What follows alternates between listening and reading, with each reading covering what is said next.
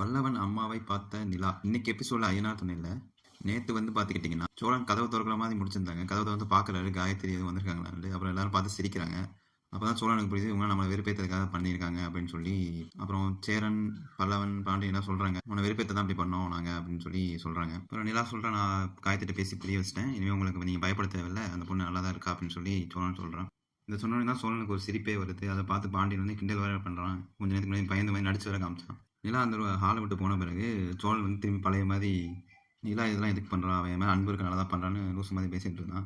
இதை ஓரமாக நின்று ஒட்டிக்கிட்டாங்க நிலா. அப்புறம் நிலா வந்து சொன்னாங்க, வெளியே போகணும் சாயந்தரம் அப்படின்னு சொல்லும்போது, அடுத்து நிலாவும் சோழனும் காரில் வெளியே போகிறாங்க. வெளியே போயிட்டு ஒரு இடத்துல நிப்பாட்டிட்டு சோழன் என்னமோ நினச்சிட்டு போனால், அதுக்கப்புறம் பார்த்துக்கிட்டிங்கன்னா நிலா வந்து ஒரு இடத்துல நிப்பாட்ட சொல்கிறாங்க. நிப்பாட்டி இதுதான் வந்து பல்லவனோட அம்மா இருக்க ஏரியா, உங்களுக்கு பல்லவனோட அம்மா பற்றி தெரியுமா அப்படின்னு சொல்லி விசாரிக்க சொல்கிறான் நிலா. சரிங்கிறான் சோழன். இதுக்கப்புறம் என்ன ஆகுதுன்னா, சோழன் சாரி கேட்குறான், நான் பண்ணது தப்பு தான் மனுஷனுக்கு, ஆனால் இந்த அளவுக்கு பெருசாக ஒன்று நினைக்கிறேன் அப்படின்னு சொல்லி திரும்பி சொல்லிட்டே இருக்கான்.